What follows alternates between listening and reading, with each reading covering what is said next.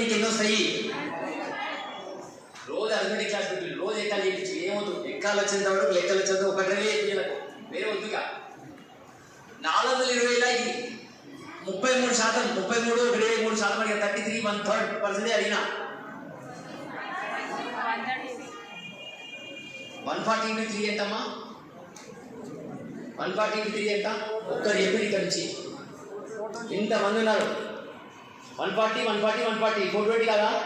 నీకు 140 ఉద్యోగాలు ఇవ్వాల్సిందే కదా. ఇక ఎంతమంది ఉన్నారు? 100 మంది కూడా లేరు. మీ అప్లై చేసుకునే వాళ్ళు కూడా తక్కువ ఉన్నారు. అందులో కోచింగ్ తీసుకునే వాళ్ళు అత్యంత తక్కువ మంది. మీరు ఎలాగో మీకు ఉద్యోగాలు వస్తాయి, కొద్దిగా చదువుకోండి. ఈ ఉద్యోగాలు రాకపోతే చెప్పరాసి ఉద్యోగం రాదు కదా, ఊరు చేసి గ్యారంటీ ఉద్యోగం కూడా మీకు రాదు. అది కూడా చెప్తాను కదా. ఇది అత్యంత తక్కువ లీస్ట్ కాంపిటీషన్ అంటే సంగారెడ్డి పోలీస్.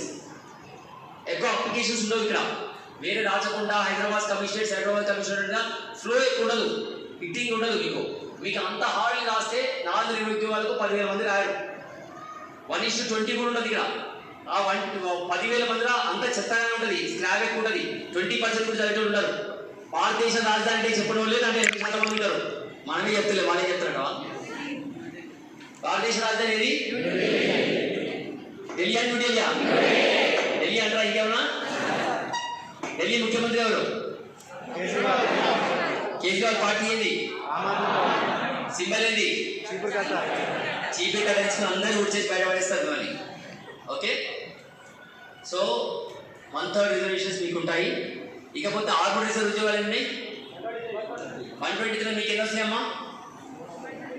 చెప్పండి, ఎంతసేపా? ఎంత పర్సెంటేజ్ వస్తుంది మీకు?